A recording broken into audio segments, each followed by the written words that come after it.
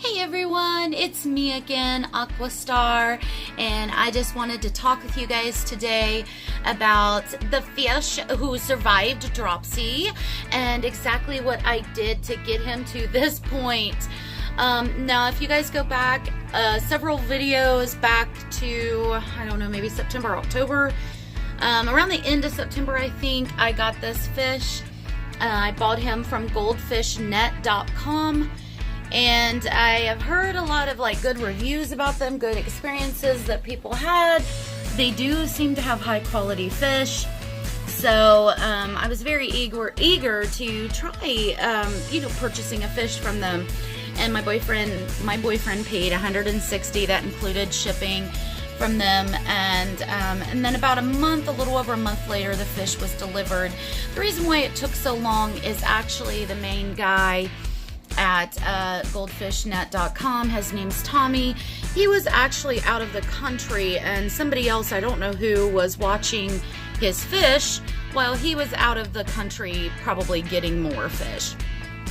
So, which is why I think actually there ended up being a problem, because I think whoever was watching his fish wasn't maybe changing the water enough, wasn't looking out for illnesses and then treating for those illnesses, what have you. In any case, something was wrong, because when this little fish came in, he was full-blown dropsy. I mean, full-blown. And he's a orange kirin oranda, and I'm pretty sure he's a male. He's talking, or at least he was.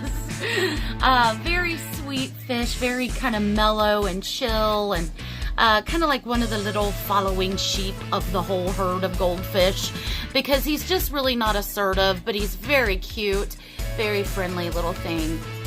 Alright, so I'll tell you guys what I did after I initially got the fish in and contacted the seller.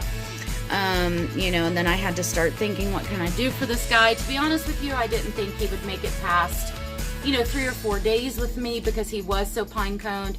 You can see in some of my older videos from around that time that he was very pine-coned.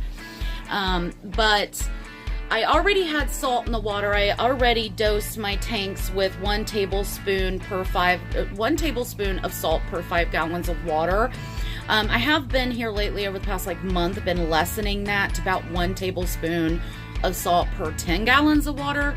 I've just been lessening it some, because actually my plants just don't do so well when I add so much salt. They just don't. But in his quarantine tank, when I first got him, it was 1 tablespoon per 5 gallons of water. So it's just regular aquarium salt, not Epsom salt. And I had him right over there. But yeah, so that was already in the water. The next day after I got him, he did have several hours to just rest and chill. Kept the lights out. I didn't pour no medicines on him yet. The next day I did go on and start adding API General Cure medication to his water. And then I was also feeding him kanaplex medicated gel food that I had made up at home. And I ran 2 courses, the API General Cure, while feeding the kanaplex. Then I did a big water change, 65-70%. Then I let the fish rest a day, and then I did I actually dosed the water with the kanaplex, and then started feeding API General Cure in gel food. So I kind of switched it, I kind of switched everything around. So yeah, that really did seem to help him a lot. And then after that, I really just, I couldn't deal with, let me turn off this light real quick, guys. After that, I just really couldn't deal with keeping up with 3 tanks. Some people keep up with multiple tanks. I really can't. This is pretty much my limit. I think I can handle a 75 and the 125, but that's it. That's pretty much it for me. So, and I had already at this point had this guy for over a month and a half. His scales had went down. He was happy. Everything seemed okay. So I went on and moved him over here with some of the other fish. And then after he was over here for about a week, I thought, well, you know what? I'm going to go on and run another dose or 2 of kanaplex on him. Mostly because Mabry, I went on and had her over there as well. And Nilly Bean. Both of them kind of had a little bit of splits in their tails. Nilly Bean had a couple little red spots and such. Been keeping up with their water, of course. I don't know exactly what was going on there. But yeah, so I had them all over here, and I ran 2 full courses of the kanaplex. you know, and then gave everybody several days to kind of just chill out from the medication and everything. And then I went on and put this guy over here. So he in total got about, he got a lot of medication. And honestly, I think maybe the last couple rounds, like the last round of the API General Cure, he probably didn't need. And the last round of the Kanaplex, he probably didn't need. But nonetheless, he's okay. There wasn't no bad effects from that. I really just wanted to make sure that I killed whatever had put him in that state, you know, that had made him so sick to where he was pine coning. And whenever a fish pine cones, gets dropsy, that's their kidneys shutting down. That is the fluid retaining underneath the skin and pushing the little scales out. So, but as you can see now, he's very chatty. He's always in a good mood. I'm not sure what I'm gonna name him yet. It's like what I've said before. Sometimes, man, like with Truffles, I mean, her name came to me within a couple weeks, 2 or 3 weeks of me having her. But this little guy, I don't know. There's several names that just stick out to me that would fit him so well. There's so many names that would fit him. That's actually the problem that I'm having, is there's so many that I like, and I don't know exactly what I'm going to do. I might run a contest and see what you guys think I should name him, run a poll.